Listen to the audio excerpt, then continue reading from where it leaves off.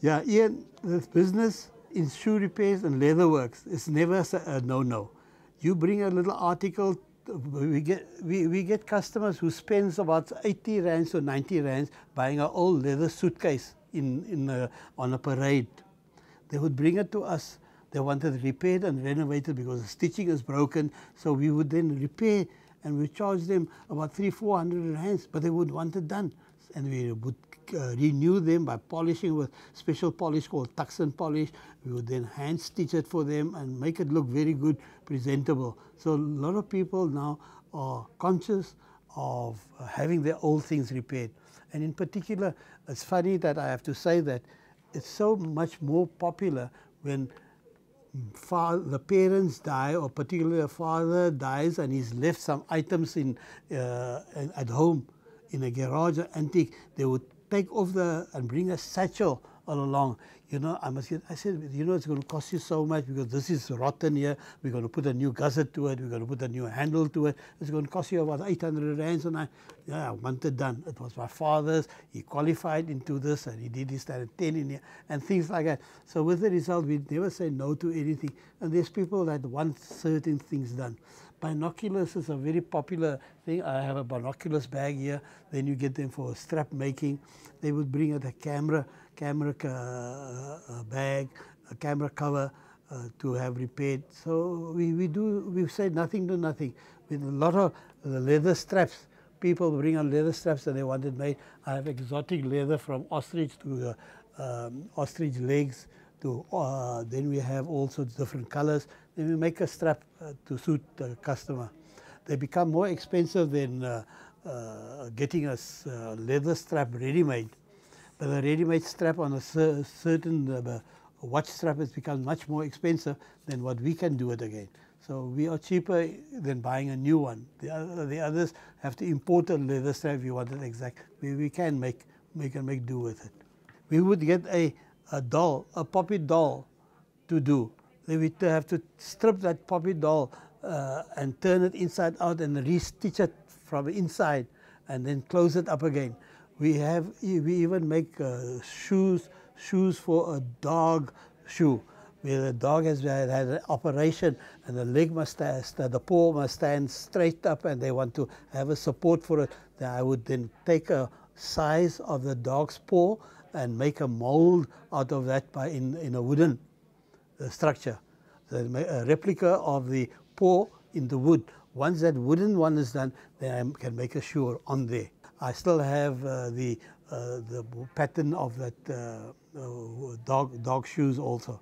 But what we do with hats, we got two hat stretchers.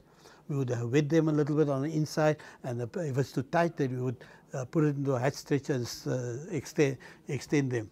So that hats widening is quite a popular thing. We're not manufacturers.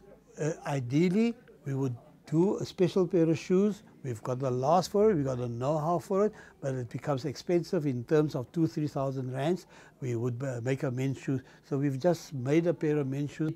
It was a size 15 pair of shoes. So that size you can't buy over the counter, so we had to make it. So we take an old pair of shoes of his replica. We got a last, and we're fortunate to have bought last those years in those sizes. So it's important that I show you what the last. We spoke about the last. Without the last, you can't do shoe repairs. You can't do making a shoe either. It's funny that you ask for tools. The tools never get old. It's the very same tool my dad used 90 years ago. We're still using them. It's a simple thing like a hammer. It's a shoemaker's hammer. It's got a claw on top. And the others has also got a little pointed section on top.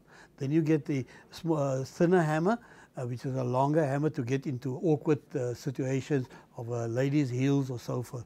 Then you get the pinchers, which is the most important. That pinchers cannot be replicated for a machine. It's got to be a pinchers as a pinchers. So to take off the soles, to pinch off the soles. Then we get the else, and an else is a very unique little tool which pre-holes. We have to use that tool to make a pre-hole into where the stitching will go through. Once you make a hole with an else, and make multiple holes, and then we get through our thread with a needle through it, and we wrap it around and we tighten it. In those days we used to do even the soles that was 8 millimeters thick from the soles to the welting. We would hand stitch it by hand, and you used to have use a else, and then we use a special cotton that we used to do, not nowadays, but we used to wax them with black wax. We used to use the 10 millimeter, not 10 millimeter, 10 cord special thread, shoemaker's thread, which you can't break, and then for slipping part of it and waterproofing it, we used to use black wax, special black wax, and we would treat it from there. And that was a unique style. Today we don't do nothing as that. The machine has a liquid wax, and it comes through liquid wax. So and the tool for making shoes is called a lasting tool. Those were the types of tools we carried from my dad's time already. Tools were always his passion, as I said, in terms of machinery. Tools was his next.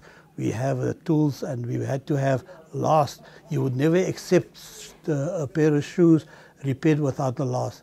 Every pair of shoes must go into a last, and that is a form.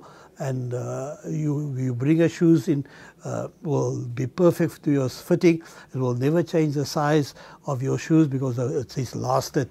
And once you have a lasted, you have to have a lasting tool for it, which is a lasting pinchers. Then we would have tackings to it. Then we would have guns to do the tackings and so forth. And we started then with making little odds and ends. From cobblers, we started making little sandals and so forth, because the artwork was there, the machinery, pinchers, hammers, lasting was always there. So we added and added on. But I must say, today we are proud to be what we are.